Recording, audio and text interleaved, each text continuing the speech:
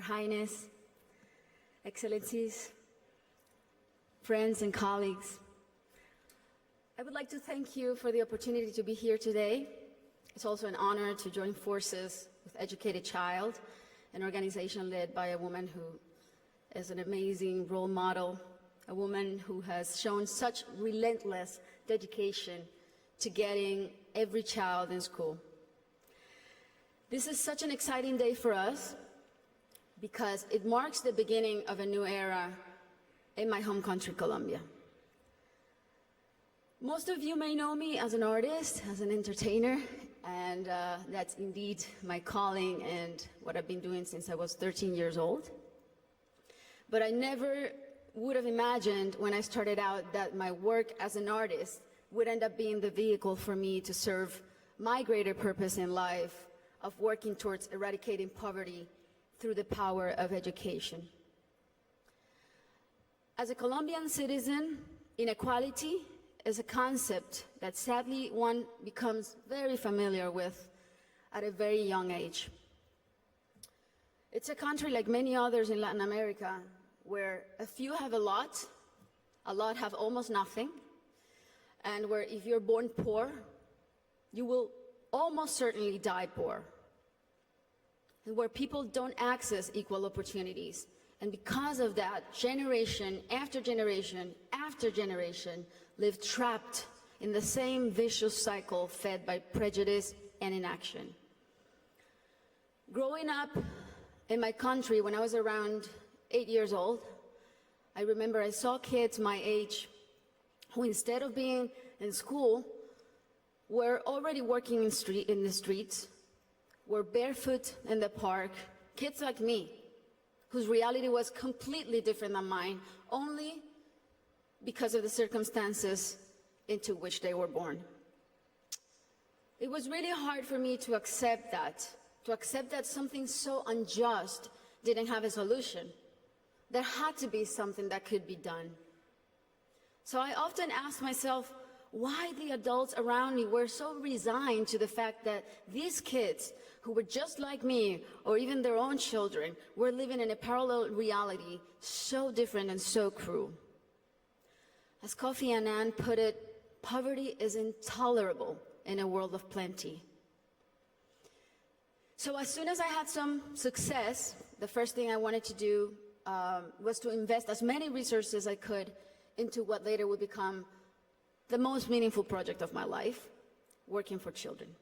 So I set out to find a team of people who dream big and worked hard and thought like me to help me right the wrongs that I had witnessed throughout my entire childhood.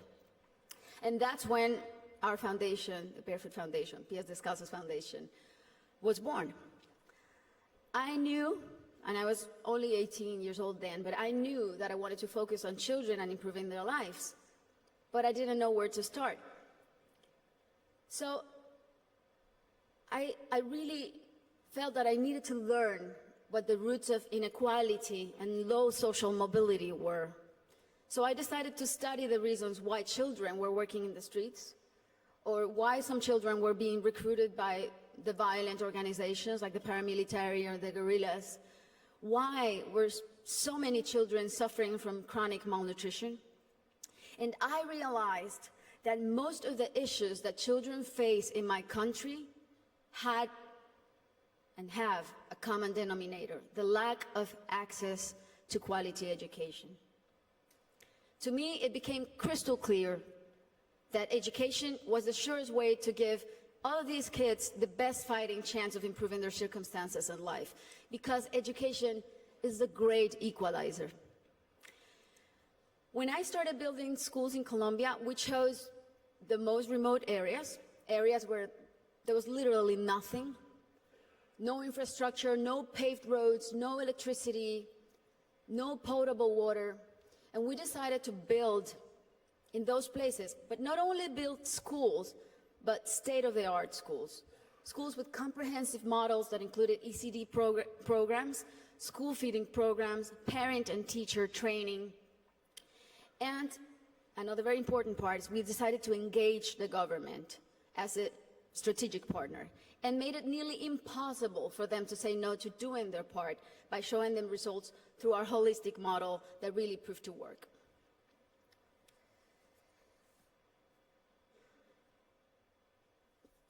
We noticed that as soon as a school is built in those places, everything is transformed. The improvements to the infrastructure were jaw-dropping. Electricity, potable water were made available, made accessible. Roads were paved. Malnutrition plummeted. But the best part of all is the academic results. The kids really responded academically. And now those kids who could have been recruited by the guerrillas or paramilitaries, or that could have had a completely different outcomes for their lives, they're now on their way to the university and thriving in their communities. Some of them are athletes, some of them are professionals.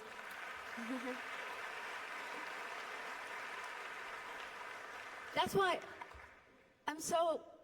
it really is a thrill to work for education. That's why I'm so passionate about it, because I've really seen results that are as palpable as this podium. And seeing all these success stories that have a name and a last name has been one of the most rewarding things I've done in my lifetime, even more so than winning Grammys, I think. Now,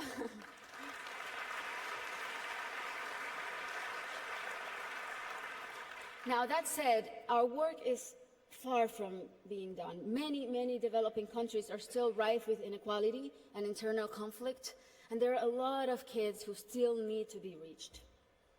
History is not only the past. History is made every day in the present. And what matters now is how we go forward and how we fix what's wrong. And that is the real challenge. This is the goal of the SDGs and what people like Her Highness and myself and so many more of you who are adamant about achieving are here for.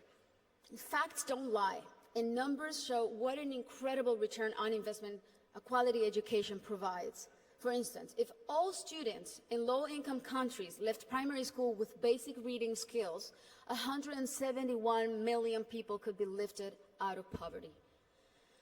Systemic change often begins from the bottom up rather than the top down.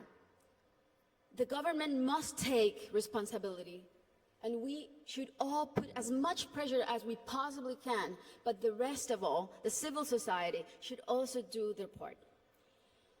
What we have discovered, both at Pies Descalzos and Educated Child, is that many times only one single barrier to entry, such as no access to transportation or basic needs like a functioning bathroom, can prevent a kid from attending school or even put them at risk of dropping out. Sometimes all it takes to change a child's life is the security of a hot meal in school or the ease of being able to hop on a bus that will leave you safely at your classroom's door. It's as simple as that. And these are simple interventions, and they don't cost a lot. The biggest effort really is in mapping the communities, in going door to door, searching for the out-of-school children, talking to the parents, talking to their families. Giving a name and putting a story behind these children is the first step to start rewriting their story. Over the next 3 years, we pledge to get 54,000 kids who are out of school or at risk of dropout into the educational system.